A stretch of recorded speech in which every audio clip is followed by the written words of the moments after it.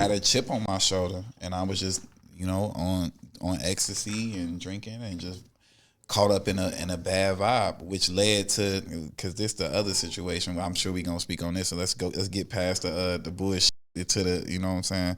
That led and rolled into the me and Maino situation. So like, oh my God, yes. So look, let me tell you this. So we in a club. We in Atlanta. I lived in Atlanta at the time. And we in this club, my song's still #1. The business still going crazy. This is after. Okay. Yeah, I'm still #1. My record is still going. Nobody cared. Like the radio didn't care. It's programming. It's already there. Yeah. So, we in a club, and I'll never forget this.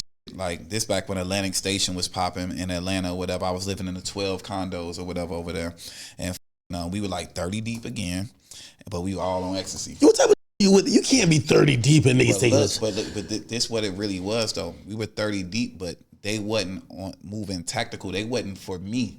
You know how it's like. You know how you got your friends that's like, now that we older and high, we can know what it is. Oh, okay.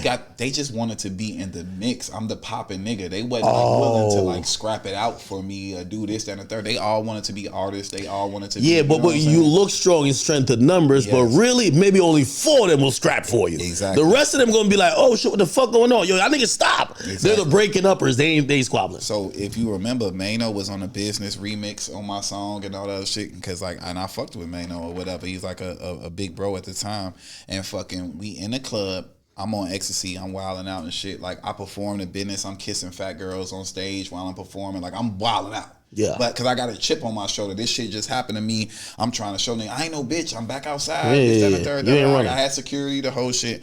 So we in there and Did your like security have guns this time? Yeah. So we in there and shit, and fucking we see Maino or whatever, and like I think previously to that I was doing a show in Arizona, and like the same nigga that kind of like lined up the Detroit shit had like a little bad vibe with Maino, because Maino, like I was in Arizona doing a show headlining, he was like opening up for me at the time, and he was in our section. You know how like you pull up in a tour bus and like your people, the road manager and the hype man get off the bus and go make sure the fucking section is good and you can bring everybody good. So Maino was in a section. They had to exchange of words or whatever. It wasn't the most pleasant experience in Arizona. So he come back like, man, fuck that nigga Maino, this, that, and the third. Nigga want to be in our session, blah, blah, blah. I went there, ripped that shit in Arizona. So we in Atlanta now doing this other shit or whatever. And like, I guess I'm wilding out. And Maino like, yo, bro, chill. Like how you wilding? Like I was just on demon time. I was like, nigga, you snapping. You know what I'm saying? You talking crazy I'm now. talking wow. Okay. So yeah, one of those. Fucking, from you was off Henny? Tell me. No. At that time it was Patron. I was Patron. Damn, the Patron getting you wild like that? Patron and ecstasy. So fucking we wilding in the club or whatever. And then long story short, like I'm talking to Maino. I'm like, yo, nigga, I ain't no bitch. Like, nigga got me fucked up, da. But he don't know what I'm talking about, because it's like, what's wrong with you? Are you telling him you ain't no bitch like you mad at him, or you just talking about generally? I'm sending anger and frustration his way when he ain't got nothing to do with none of that shit. So that happens. A scuffle breaks out or whatever, blah, blah, blah. Who's Maino with? His people. So now my people's and Maino people's like, it's a scuffle. It happens in the club or whatever. Well, you got 30 people. Ain't no way Maino was rolling with 30 people. Exactly. Well, we was in Atlanta. Remember this time when he signed a T.I. Maybe he was on Grand Hustle at the time or whatever. So we in Atlanta. I'm sure he was with a bunch of different people down there. So we had a little scuffle, whatever, like blah, blah, blah. I talked to Maino the next day, because he's a big brother. I called him in the morning like, look, bro, I'm going through a lot right now. I'm tripping. He like, bro, I got love for you. It's not you, it's the people that you surrounding yourself with. You need better people around you to make better decisions. Wait, is this the incident that we're talking about? No. But what we heard about the incident was like he slapped you. No, that's not the case. So this around the era when this shit happened. So I talked to him the next morning. Okay. And I'm like, yo, bro, like, I'm sorry, bro. Like, I got this shit going on. You already know what's going on with me. And, I ain't mean that. And, like, let's just leave it right here. Like, T.I. put us on the phone, all this other shit. As soon as I'm driving a Range Rover, as soon as I hang up the phone, and nigga like, bro, you good? We good, bro. As soon as I hang up the phone, they like, Hot 1079. It's like heard around the country. Ain't nobody call in. I'm like, hey, yo, this nigga, I just hung up the phone with this nigga. Yo, unbelievable, bro. I remember that shit was. Unbelievable. Niggas start saying Maino had the hand of God. So mind you, I'm like, bro, ain't no nigga slap me. Like, yo, but nigga took it and used that shit as a press run. Yo, nah, and ran crazy with the press. Oh my God. You got to think of it. He's a street guy. He's known for doing street shit. I'm the guy that just got robbed for the Transformer chain. The narrative made sense. Did he at least punch you though? No. He slapped you? No. Elbowed you? No. Pinched you? No. Spit on you? No, it was a scuffle. Choked you out? No, it was a scuffle between two teams. I wasn't even in front of him like that. For real. Did you get beat up in that scuffle? Absolutely not. So imagine not having. I remember that lie too. No touches, no nothing, and you like, I just hung up the phone with him. I'm talking about literally like, I hang up the phone, I cut the radio back on.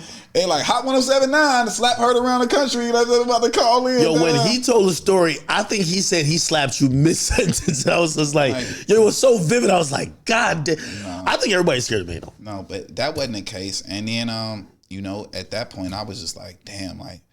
That's when I really started learning the game. Like, yo, like this shit is more like, you know what I'm saying? Like, niggas that take your misfortune and use it as something for them.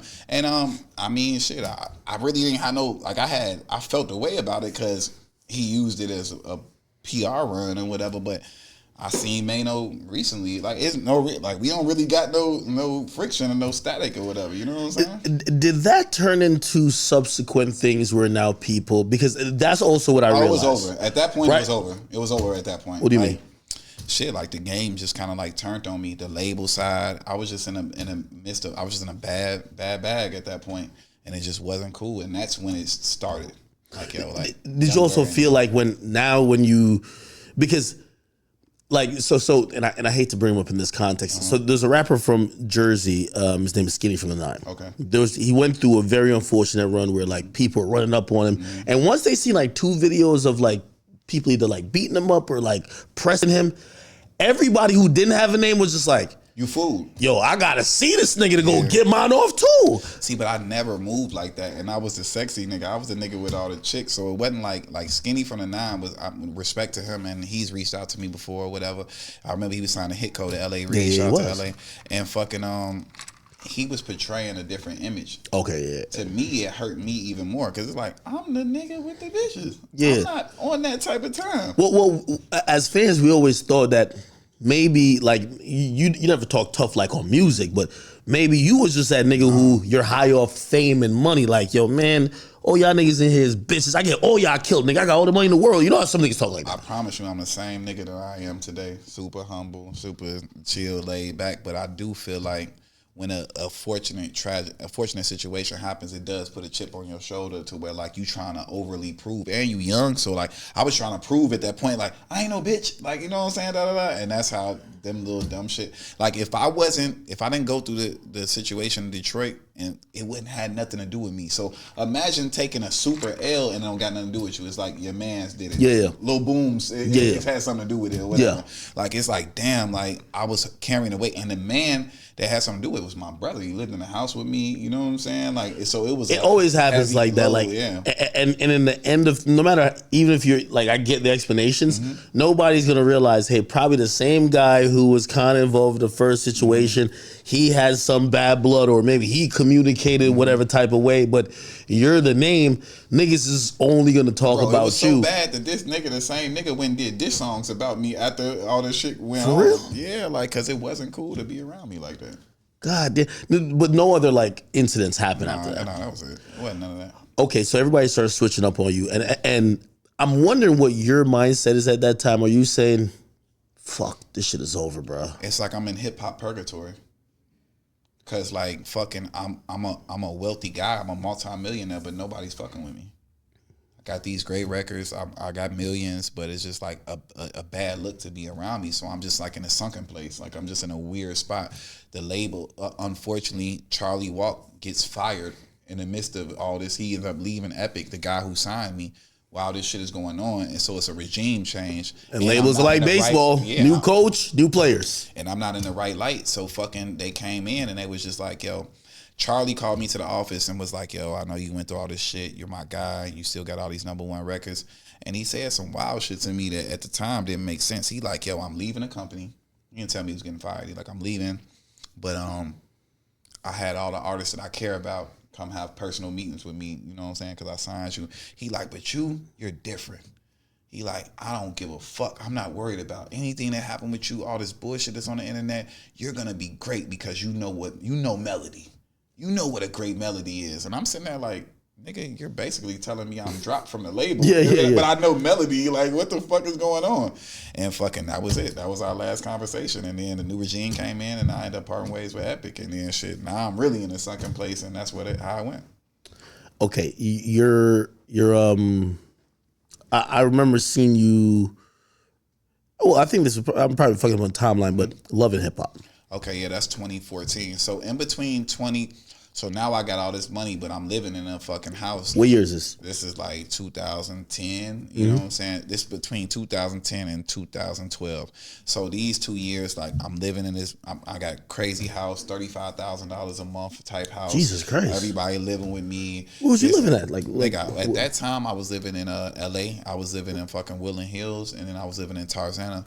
So fucking And you're doing this knowing you dropped? Yeah, but I have millions. You know what I'm saying? So I was still like cooking up, keeping up appearances. Like you can't let the world know that you feeling it like that or whatever. And this guy named Brian McKinney, who played for the Minnesota Vikings at the time, was trying to like start his record company up, and he came through like an angel for me because it was like I had all this shit going on. I spent my overhead was down to $60,000 a month type shit before I even smoked a blunt or did anything. Took a bitch out. So I'm like, damn, what's gonna happen? And Brian was like, yo, bro, I see what you're going through. I believe in you as a talent. You're a great talent. I'm starting my label. I want to move you to Miami. I'll pay for your whole crib for a year and just come down here and work with my artists. And that's when I uprooted. I left all them niggas behind in LA. I moved to Miami and he put me up. Them niggas wasn't tight? I mean, yes and no. You know, it was about me at the time, nigga. Like, you gonna be tight. I'm gonna be tight at myself if I'm flat broke. So that came in as a good time for me as a big relief because he had a studio. He let me work out of studio. This around the time he was balling out of control. Like, nigga, remember when like Wayne was like, live on Sunday, get diamonds Monday. Like this back when Miami was like that. Yeah. We were out every night, 20 bottles a night, and like he was paying for it? Yeah, he paid for it. How rich was this nigga? This nigga was probably getting like 30 million a year. Oh, he like a blind side nigga. You know how the nigga that protect the quarterback? Yeah. Big nigga like that. You know they get paid the most money because they protecting the quarterback. Yeah. He was going crazy, balling. Let me use his studio, and that's how I came into the hitmaker situation or whatever. And that was between 2011 until 2013, and then 2013 is when we started taping Love and Hip Hop, and I moved back to LA.